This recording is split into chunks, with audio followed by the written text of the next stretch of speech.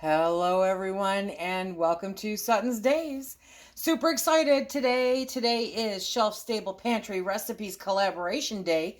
Yes, it is. This is when me and a bunch of my friends have decided to get together and give you recipes using our shelf stable pantry. So here's the deal.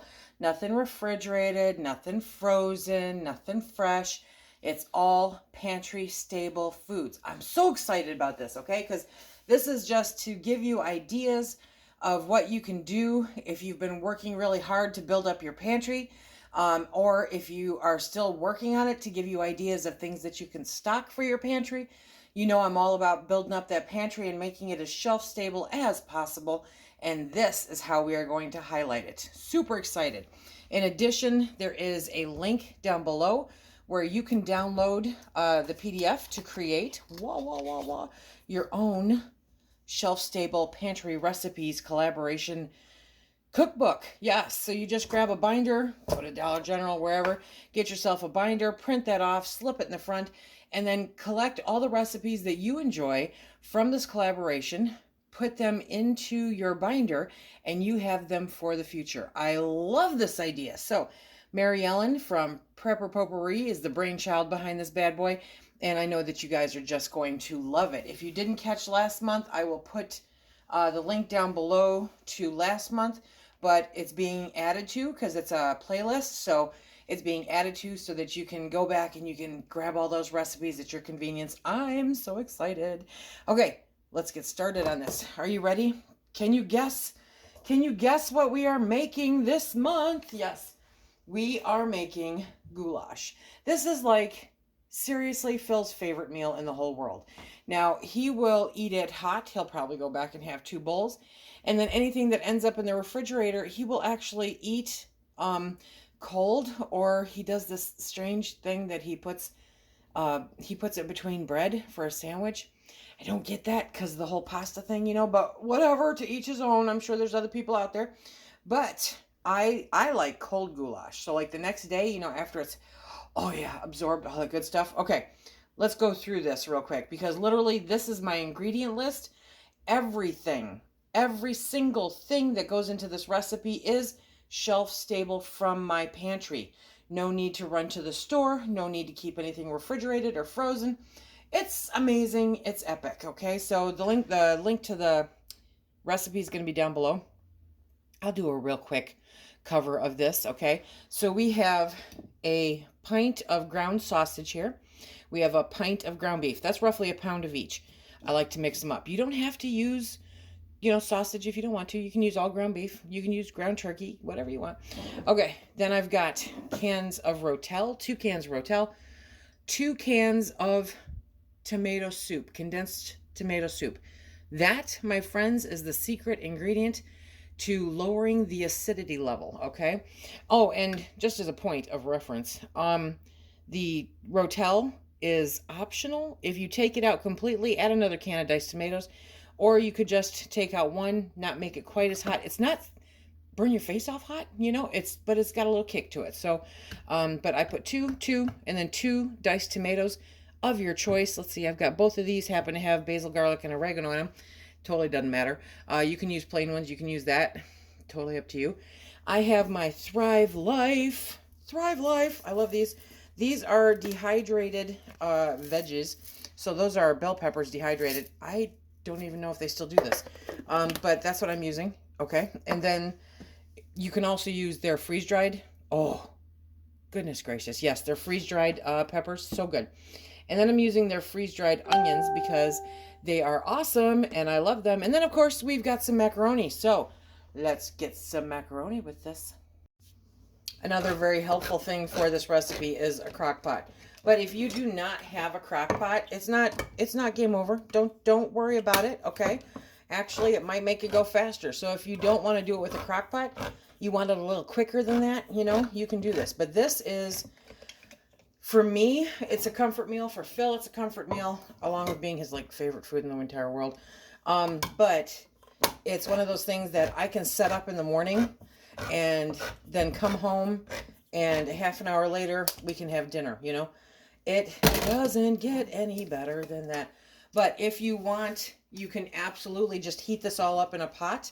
It's a little different, and I'll explain that as we go along, okay? Did you hear that? Oh, yes. Okay.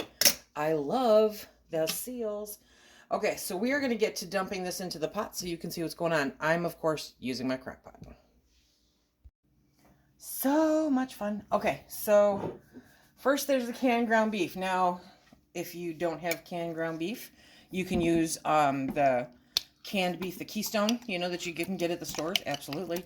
If you have that up on your pantry shelf for emergencies, this is a great emergency meal. Yes, it is. So we're just going to put that in there. And then the ground sausage, I have no replacement for that. Again, you can just use, you know, an extra thing of ground beef. But we can our ground sausage here because it makes room in the freezer. And because it's good. Yes. And there's just enough liquid in it. You know, even though you add liquid when you're canning, it's deceptive how much is actually in the jar. But it's necessary for safe canning. So it's not a lot. You can see it's not, I mean, it's moist. It's moist. Lisa, it looks like dog food. Oh, please hush, okay? It may look like it and you're feeding your dog a really good brand of dog food, but it's ground beef. And so if you don't like the texture, you know, brown it up. But for something like this, it's a complete waste of energy to brown it up because you're going to be cooking it down and you'll never know the difference. So we're going to add in our diced tomatoes. So there's more than one way to skin a cat, right, my friends? So it does not all have to be home canned, and it does not all have to be store-bought. It does not have to be freeze-dried everything. It does not have to be dehydrated everything. It can be whatever you can do. I do not subscribe to pantry snobbery, okay, at all. Have a pantry. That is the important part. So now we're going to do the tomato soup. Yes, okay. Okay. It's cold out today. They say it's supposed to hit 60, but I don't believe them. I don't believe much of what they say anymore. And if it does hit 60, it is gonna be a damp 60. So, you know, you feel that to your bones. So basically, you are putting in everything. Everything, okay? And except for the pasta. Do not put the pasta in. So measure the peppers and the onions with your soul, my friends, okay? That is totally up to you. It is dependent on your preference as far as taste goes. It is so good. I have no legit measurement. I'd say between an eighth and a quarter of a cup, you know, of either one. And then we are going to get that spoon out. Yes, we are. And we are going to turn it on. So, because dinner time is a little bit later, we are going to, let's see, what time is it now? It is 1 o'clock. So, we are going to turn this on. You would think I would know how to do this, right? We're going to turn this on, but it's only going to go for, it would be nice to have this level. It's only going to go for 4 hours. So, I'm going to adjust that. I'm putting it on slow cook, but I am putting it on high, okay? Now, we put that lid on, and we'll be back in 4 hours. I thought the day was going to go one way, and it went a completely different way. I actually had to restart my crock pot. Okay, but we are now significantly past 4 hours, but it doesn't matter. It's a crock pot. It's a beautiful thing, right? We have not messed with this at all. Don't be picking up your lid and looking at it. Leave it alone. Leave it alone. Okay, so now this is where we're at. Come on down. Oh, isn't that so gorgeous?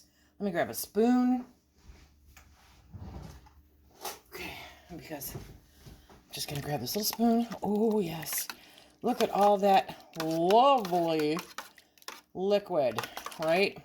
Important part here. Okay, so now we're going to pour in, you know, say 4 cups of macaroni. Macaroni. It is so good. Okay. So we're going to do that. We're going to mix it up. And then we're going to put the lid back on. We'll see you in 30. Okay, we got all kinds of noise in the background. The dogs are eating. Phil's getting himself a glass of milk. But I wanted to show you guys. Look at that. You want to get in there once during the 30 minutes and just stir it up, okay? Because just in case any pasta was on top. But okay, let me dish this up. Okay, so Mr. Sutton is going to do a taste test so that you guys can see. It's gonna be good. I told him how you take the leftovers and put it between bread. Okay. Okay, so we made the taste test approval. Look at that. And seriously, when you have leftovers, if you have leftovers, it will soak up any liquid. The pasta will keep soaking it up. You know what I mean? Kind of like leftover spaghetti. Do you ever have leftover spaghetti?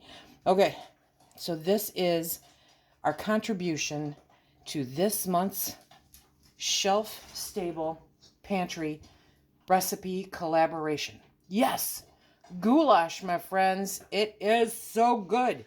Remember to check out the link down below.